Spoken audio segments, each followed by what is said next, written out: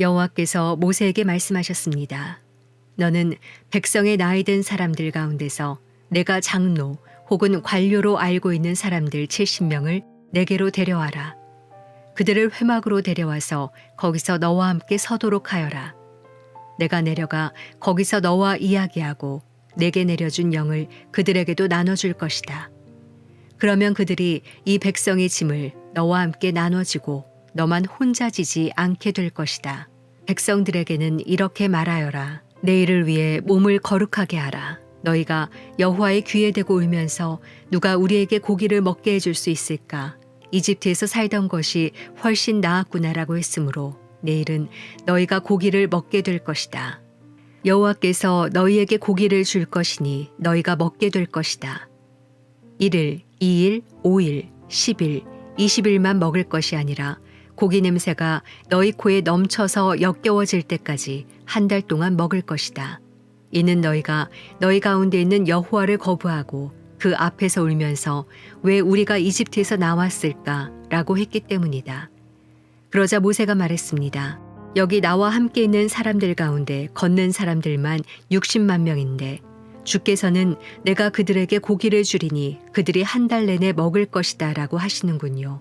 양떼나 소떼를 잡거나 바다의 모든 고기들을 다 모은다 한들 그들에게 충분하겠습니까? 여호와께서 모세에게 말씀하셨습니다. 여호와의 손이 그렇게 짧으냐? 내가 말한 대로 되는지 안 되는지 내가 보게 될 것이다. 그러자 모세가 밖으로 나가 여호와께서 하신 말씀을 백성들에게 전했습니다. 그리고 그는 백성 가운데서 나이 많은 장로 70명을 불러 회막 둘레에 서게 했습니다. 그러자 여호와께서 구름 속에서 내려오셔서 모세에게 말씀하시며 모세에게 있는 영을 70명의 장로들에게도 주셨습니다. 그 영이 그들 위에 머물자 그들이 예언을 하다가 다시는 하지 않았습니다. 두 사람이 진에 머물러 있었는데 그들 가운데 하나의 이름은 엘닷이었고 다른 하나의 이름은 메닷이었습니다. 그들에게도 영이 임했습니다. 그들은 명당 가운데 있었는데도 회막으로 가지 않았습니다. 그러나 그들도 진 안에서 예언을 했습니다. 한 젊은이가 달려와 모세에게 말했습니다. 엘닷과 메닷이 진영 안에서 예언하고 있습니다. 모세의 보좌관으로서 어려서부터 그를 섬겨왔던 눈의 아들 여호수아가 말했습니다. 내 주 모세여, 저들을 멈추게 해주십시오. 그러자 모세가 대답했습니다. 내가 나를 위해 시기하는 것이냐?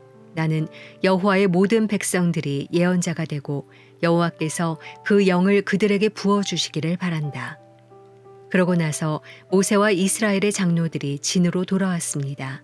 그때 여호와로부터 바람이 일어 메추라기를 바다에서 몰고 와 진 둘레 사방으로 하룻길 되는 면적에 2규빗 정도의 높이로 쌓이게 했습니다.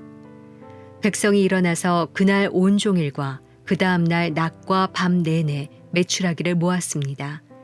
가장 적게 모은 사람도 10호멜을 모았습니다. 그리고 그들은 메추라기를 진 둘레에 널어 놓았습니다. 그러나 고기가 아직 이 사이에서 다 씹히기도 전에 여호와께서 백성들에게 진노해 극심한 재앙으로 그들을 치셨습니다. 그리하여 그곳이 기브롯 핫다 아와라고 불렸습니다.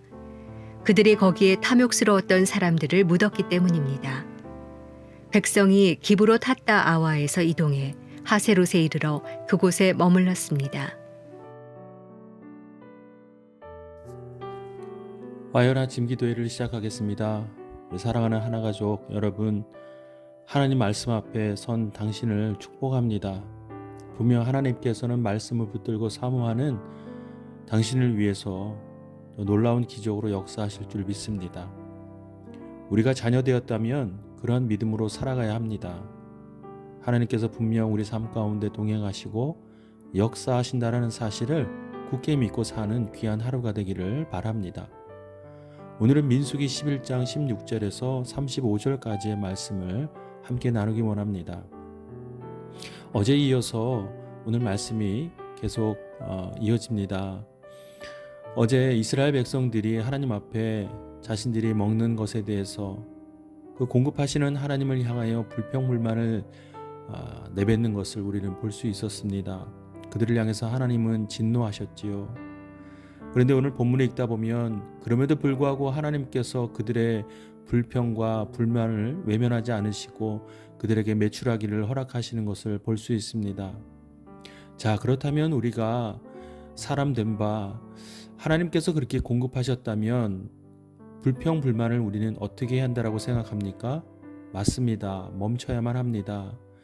하나님께서 그들이 원하는 것을 공급하셨을 때 그들은 하나님 앞에 감사하고 이제 하나님을 향한 그 불평과 원망과 그 불만을 멈춰야만 했습니다.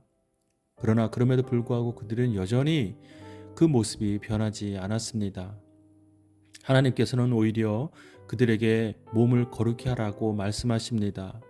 고기를 먹기 전에 몸을 거룩하게 해서 절제의 끈을 놓아버리지 않도록 그들에게 주의를 주셨습니다.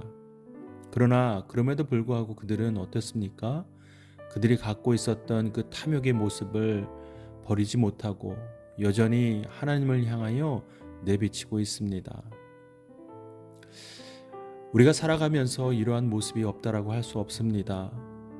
우리가 이들과 비교하여서 나는 심하지 않다, 나는 그런 일이 없다고 해서 우리는 안전하다고 말할 수 없습니다. 하나님 앞에 의롭다라고 할 수도 없습니다. 남들과 비교하며 더 좋은 것을 갖고 더 나은 환경을 위해서 마음을 둔다는 것, 그것도 여전히 우리 가운데 탐욕이 자라나고 있는 그런 뿌리와도 같은 것입니다. 그럴 때마다 우리는 하나님 앞에 늘 감사하고 겸손히 하나님 앞에 나아가 그 모든 것을 허락하신 하나님 앞에 예배해야만 합니다. 그러나 우리가 어디 그렇습니까? 좋은 환경이 또 좋은 것들을 소유하게 되면 더 좋은 것들을 위해서 한 걸음 더 나아가고 또 다른 스스로의 노력들을 하는 것이 우리의 모습 아닙니까? 자, 그러면 그 끝이 어디란 말입니까? 사랑하는 여러분, 그것을 내려놓고 오직 주시는 것에 만족하고 감사하면 하나님께서 더 좋은 것으로 예비하시고 공급하실 줄 믿습니다. 그것을 믿는 믿음으로 사는 하루, 그렇게 진리로 자유함을 누리는 하루가 되기를 바랍니다. 비교의 끝은 비관입니다. 비교할수록 내 모습을 바라보며 무엇보다 하나님 앞에 감사할 수 없게 되는 것입니다. 그것은 탐욕의 모습입니다. 오늘 하루 우리가 자족하고 감사하며 무엇보다 하나님 앞에 예배하는 삶을 살아가기를 주님의 이름으로 축복합니다. 이제 각자 주시는 말씀을 함께 묵상하고 오늘을 의탁하며 기도하겠습니다.